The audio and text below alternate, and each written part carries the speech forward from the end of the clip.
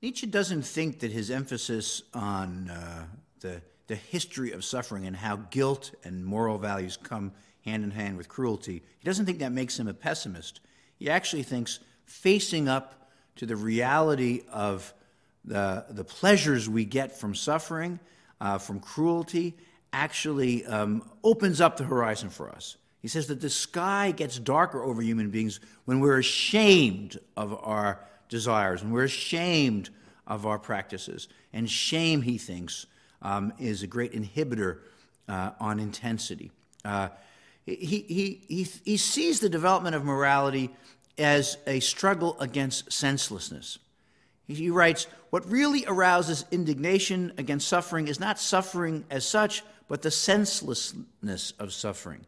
So what he sees morality as trying to give some purpose to the suffering that is a part of life, to give it some a framework.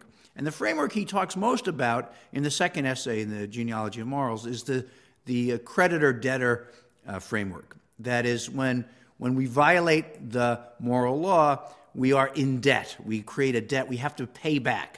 You know, we violate some rule. We have to pay back. We're in debt, and the society becomes our creditor. And so the question becomes for Nietzsche: how do we burn in the sense that I owe something to society, to my community, because I have violated its rules, that I am in debt to it? And religion keeps us in debt to God, to the moral code, so we're always paying back, and therefore, for Nietzsche, never able to liberate ourselves to live with real intensity, because we're always feeling we owe something to somebody. Society sets up situations where you will be the debtor, because society is the ultimate creditor. And a strong society is a society that can say, you know, forget about it. You know, you did something really bad. You're at Wesleyan. You get 2 points. 4 points now, right? You just think you better get points. Out in the world, you get beaten up by a policeman. But here, you get points that you can protest about. And if you protest about it, we'll give you some more points. And so because the community is so strong, we don't really care. But then when something happens that we really do care about, I don't know, something bad, violence of some kind, let's say. Violence of some kind. We say, you're out. And people say, oh, what do you mean I'm out? I can't be out. No, you're out. You're suspended or you're expelled. Because the community is not strong enough to actually have some people acting really violent, let's say. They're just not strong enough. Whereas other communities might, you know, let's say if this was a really big university, maybe the first time that happened, it wouldn't be expelled. You know, for Nietzsche, the ability to tolerate transgression is a sign of strength. Okay? And the community is the ultimate creditor. And for Nietzsche, that feeling of being in debt, that feeling of owing something to someone, keeps us in line. And that, he thinks, is really the function of morality, is to make us mediocre, to keep us in line, to keep the strong from expressing their strength. Now, you might say, and people did certainly say to Nietzsche, come on, there are some moral rules that are natural. There are laws that the just and the unjust that are part of the fabric of the world or part of the fabric of nature. And Nietzsche will have none of that. Nietzsche says that these rules, the notion of just and unjust, these conventions, they are established social norms, and they have no grounding beyond their establishment in social practices. He writes, setting up of the law is the setting up of the notions of just and unjust. To talk of just and unjust in themselves has no sense whatsoever. That's really important for Nietzsche. To talk of just and unjust in themselves has no sense whatsoever. It's obvious that in themselves harming, oppressing, exploiting, destroying cannot be unjust, Nietzsche writes, insofar as life essentially works that way. Life, he says, in its basic function, harms, oppresses, exploits, and destroys. You can't conceive of life without those things.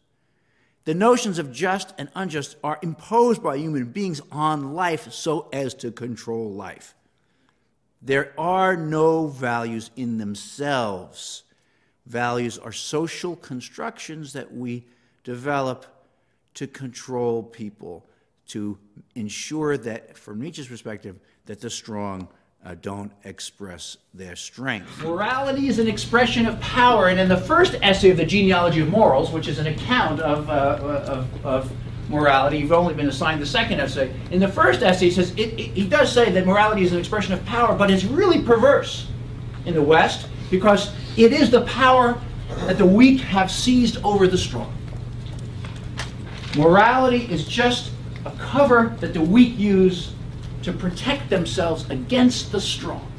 This notion that these things are socially constructed, that they have no foundation in themselves, means for Nietzsche that in order to understand values, in order to understand anything really, you have to understand its historical development. There are no entities in themselves outside of history. As he writes, today it is impossible to say clearly why we really have punishment. All ideas in which an entire process is semiotically summarized elude definition. And here's the part I want you to remember. Only something which has no history is capable of being defined. Only something which has no history is capable of being defined. And what Nietzsche's doing, will be later called deconstruction by postmodernists. What Nietzsche is doing is showing how what we take to be a natural order, what we take to be a God-given set of values, is actually historically put together for particular purposes of control. And again, for Nietzsche, the control of strength, the control of intensity. Punishment then exists in order to create a memory that will inhibit further action. And punishment, he writes, doesn't make us better human beings.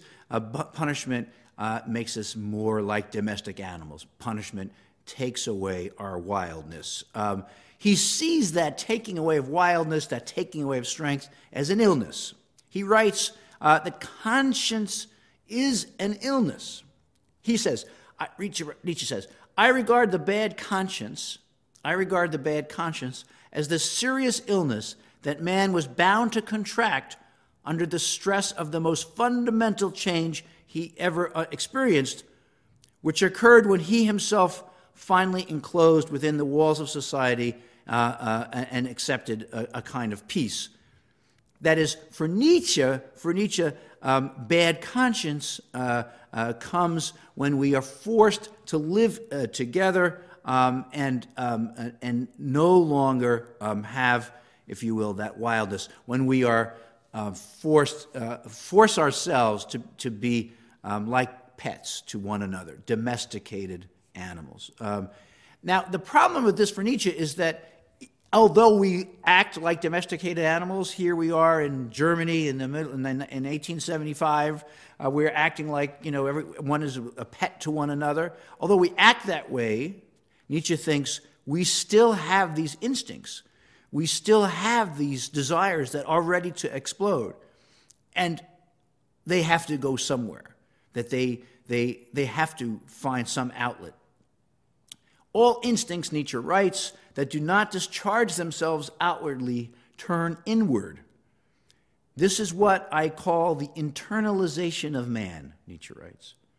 Thus it was that man first developed what we later call a soul. What he's saying here is that by denying our instincts to act, to be cruel, to break out of our conventions, by denying those instincts, we force them into other cavities, other channels, and that means they begin to eat away at us. They begin to eat away at us. Freud will have much the same view later on. That is, that when we deny instincts, as for Freud, sexual instincts, they begin to eat away at us, causing us psychological pain. For Nietzsche, they eat away at us, causing us to become distorted animals who don't know our own strengths. And so for Nietzsche, in the morality that he is tracing out, morality becomes a kind of self-torture.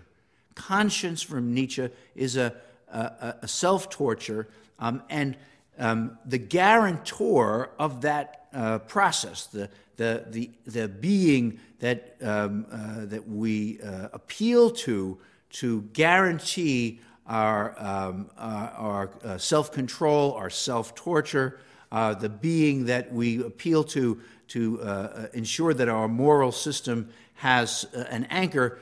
This is the imaginary being of God. Nietzsche writes, he sees in God the ultimate antithesis of his own ineluctable animal instincts.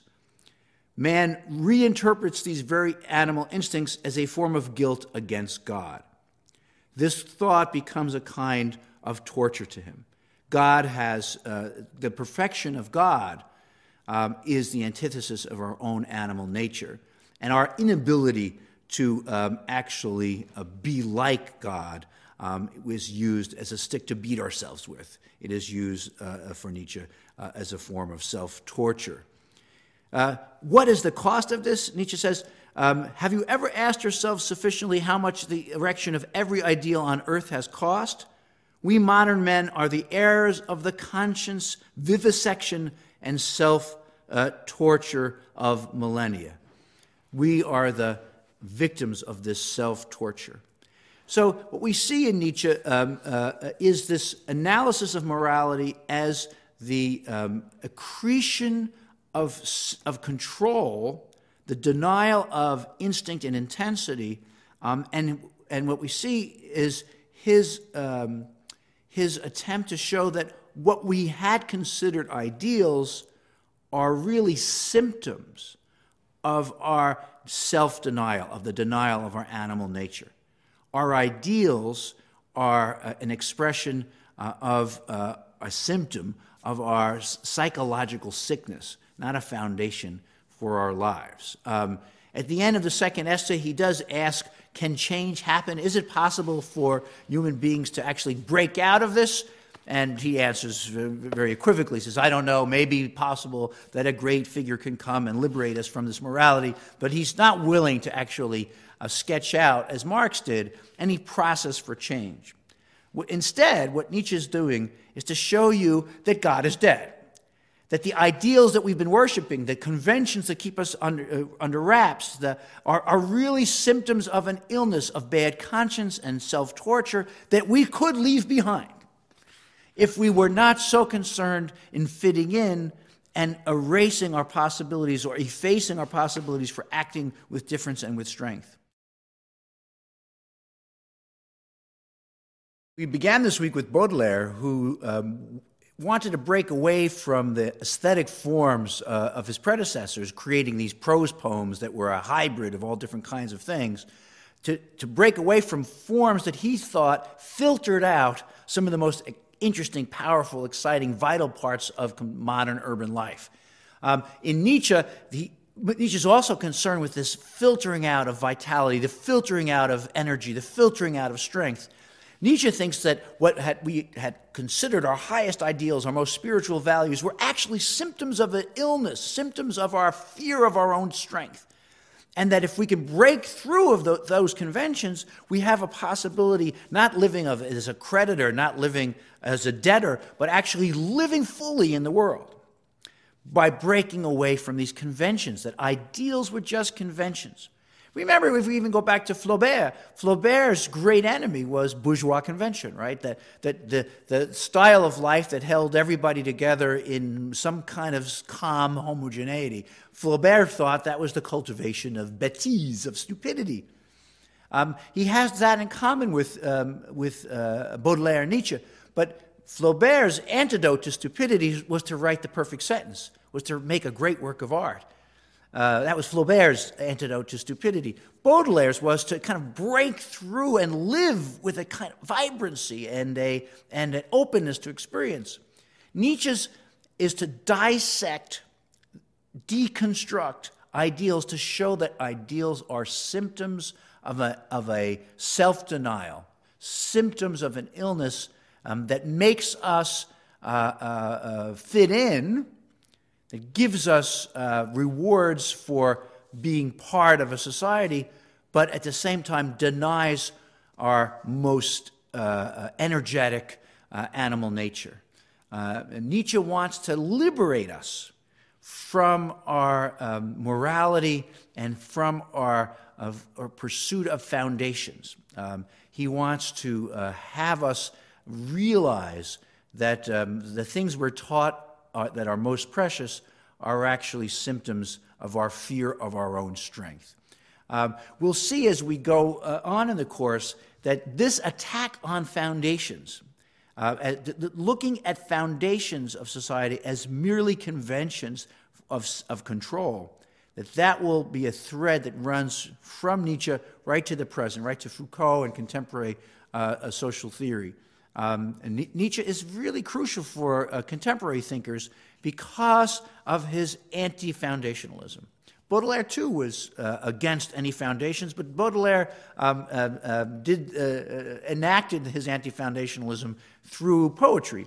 Nietzsche analyzes philosophic ideals to show that they are mere symptoms of a historical decline, and a historical decline that creates more and more mechanisms for control, convention, mediocrity. All of those things, control, convention, mediocrity, are the enemies we've seen from Flaubert, Baudelaire, and now Nietzsche. And we'll go on in the next weeks to see how those play out in some of the other artists and philosophers we'll be reading. See you next time.